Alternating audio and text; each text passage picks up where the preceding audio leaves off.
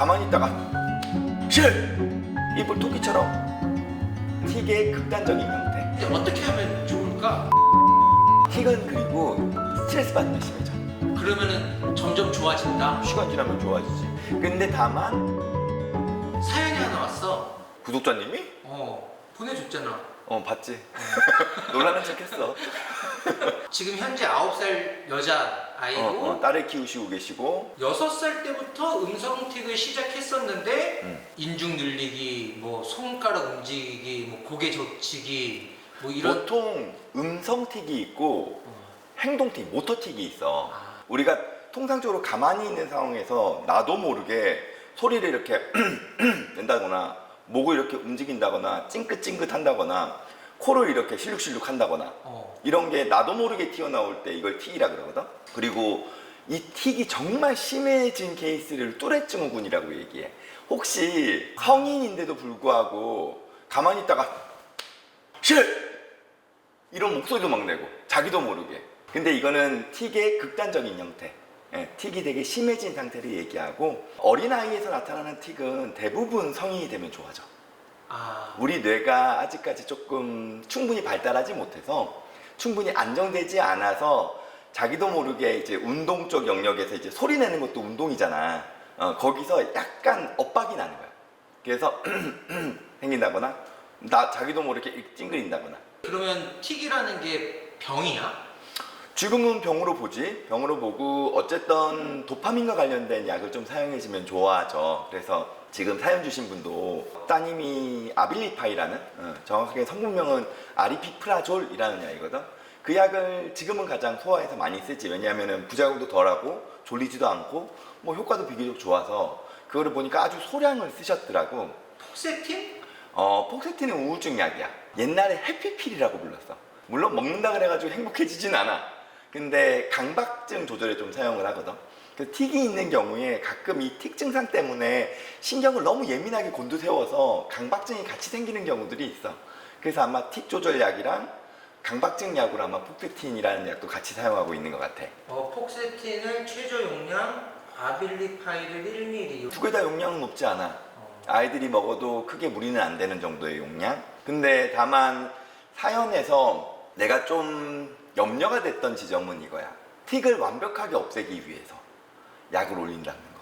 이 우리가 가지고 있는 정신과적인 증상은 완전히 없어지지 않아.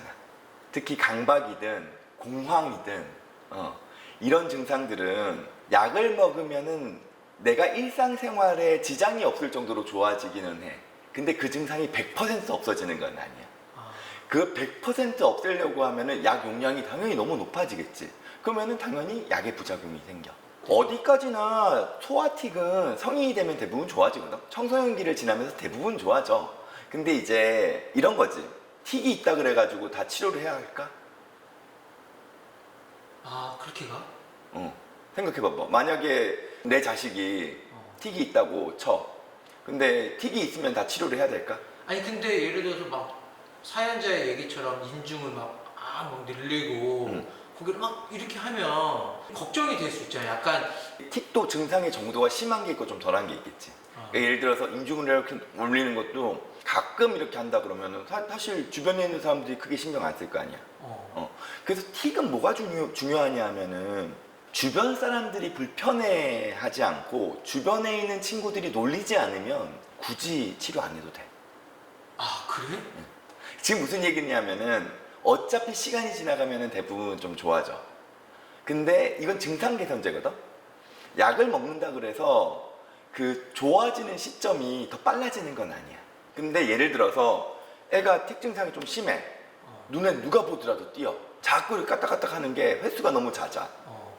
혹은 이제 학교를 들어가기 시작해서 친구들이 그걸 가지고 놀려. 그러면 이제 애가 기가 죽을 거 아니야.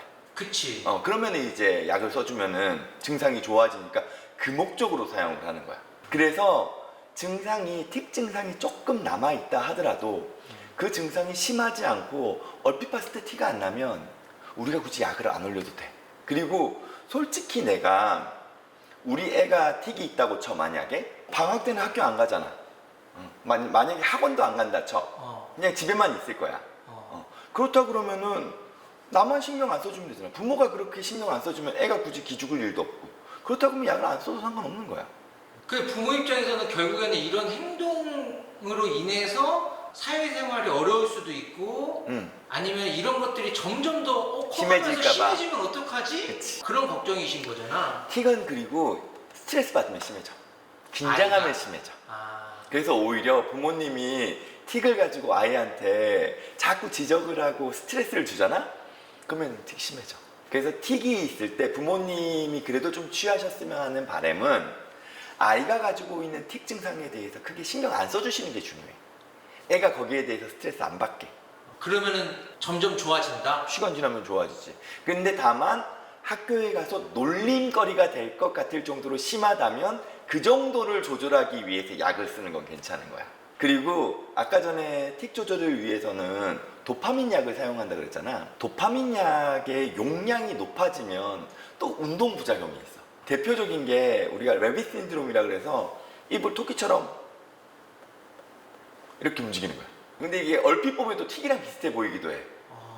그래서 어쩌면 지금 약물을 올리면서 틱 증상이 심해졌다면 그 완벽하게 고치려고 하는 것 때문에 아이가 스트레스를 받아서 심해졌을 수도 있고 실제로 약이 높아지는 바람에 도파민과 관련된 약이 높아지는 바람에 운동 부작용이 생겨서 틱처럼 보이는 걸 수도 있어. 그러니까 약을 쓰는 것에 걱정이 많으신 듯해 글을 보니까. 당연하지. 아이한테 어찌됐건 정신과 약을 먹인다는 건 누구나 다 부담이긴 하잖아. 여자애다 보니까 정신과 약을 사용하는 게 혹여나 2차 성징에 안 좋은 영향을 미치지 않을까, 혹은 키가 덜 크지 않을까, 혹은 뭐 나중에 임신을 하는 데 있어서 문제가 되지 않을까 염려를 하셨던 것 같은데 청소년기를 지나가면 자연스러워 좋아지기 때문에 그때쯤 되면 약을 끊을 거야.